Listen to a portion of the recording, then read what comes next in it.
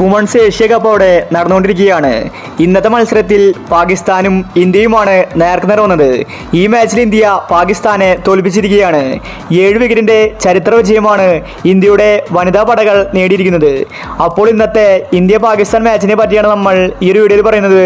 ഇത്തരം ക്രിക്കറ്റ് ന്യൂസിന് വേണ്ടി ഈ ചാനൽ മറക്കാതെ സബ്സ്ക്രൈബ് ചെയ്യൂ. ഇന്ന് പാകിസ്ഥാനാണ് ഫസ്റ്റ് ബാറ്റ് ചെയ്തത്. അവർക്ക് തുടക്കം തന്നെ പിഴയ്ക്കുന്ന കാഴ്ചയാണ് കാണാൻ സാധിച്ചത്. ആദ്യ ഓവറിൽ തന്നെ പാകിസ്ഥാന്റെ വിക്കറ്റ് ഇന്ത്യ നേടി. പിന്നീട് അങ്ങോട്ട് പാകിസ്ഥാന്റെ വിക്കറ്റുകൾ ചറപറ പോകുന്ന കാഴ്ചയാണ് കാണാൻ സാധിച്ചത്.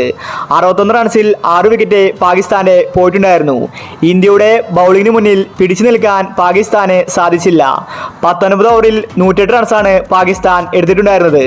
അതിനുള്ളിൽ പാകിസ്ഥാൻ ഓൾ ഔട്ടായി. അത്രയും മികച്ച ബൗളിംഗ് ആണ് ഇന്ത്യൻ വനിതകൾ ഇന്ന് കാഴ്ചവെച്ചത്. പിന്നീട് സെക്കൻഡ് ബാറ്റിങ്ങിന് ഇന്ത്യ ഇറങ്ങി. ഇന്ത്യക്ക് വേണ്ടി ഓപ്പണിംഗിൽ കളിച്ചത് ഷഫാലി വർമ്മയും സ്മൃതി മന്ദാനയുമായിരുന്നു. രണ്ടുപേരും മികച്ച ബാറ്റിംഗ് ആണെന്ന് കാഴ്ചവെച്ചത്. ഷഫാലി വർമ്മ 29 ബോളിൽ നിന്ന് 40 റൺസാണ് അടിച്ചുകൂട്ടിയത്. അതുപോലെ സ്മൃതി മന്ദാന 45 റൺസും അടിച്ചുകൂട്ടി. ഇതോടുകൂടി പാകിസ്ഥാൻ ശരിക്കും നാണം കെട്ടു.